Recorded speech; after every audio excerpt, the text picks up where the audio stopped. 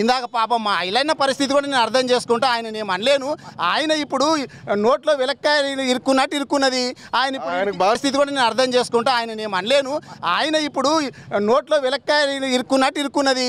ఆయన బాగానే ఉన్నారు, ఆయనకు ప్రభుత్వ ఇప్పు ఉన్నారు, నియోజకవర్గంలో కూడా మంచి ఇప్పుడు ఆయన ప్రభుత్వ ఇప్పు ఉన్నది.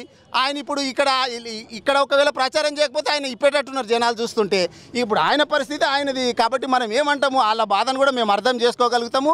ఇక్కడికి వచ్చేటటువంటి మంత్రులు కావచ్చు, ఎమ్మెల్యేలు కావచ్చు, మనసు చంపుకొని మేము ఏ గల్లీలల్లో పోయినాక క్షేమంగా తిరిగి రావాలరా బాబు, చీపురు గట్టల దెబ్బలకు మేము బలి కావద్దు అనేటటువంటి దాంట్లో వాళ్ళు ఉన్నారు. కాబట్టి వాళ్ళు ప్రచారం చేస్తే ఎవరు ఓట్లు వేసే పరిస్థితి ఉన్నది చెప్పు. ఇప్పుడు ఈ జేఏసీ వాళ్ళు చెప్తారు, వీళ్ళు ఇందాక మా ఐలన్న చెప్తున్నాడు మేము 60,000 ఉద్యోగాలు ఇచ్చినామని చెప్పి.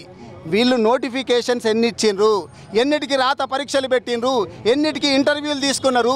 మేమిచ్చినటువంటి పరీక్షలకు వీళ్ళంతా పత్రాలు ఇచ్చేసి మేము ఇచ్చినామంటే మీరు ఇచ్చింది ఏంది, మీరు చేసింది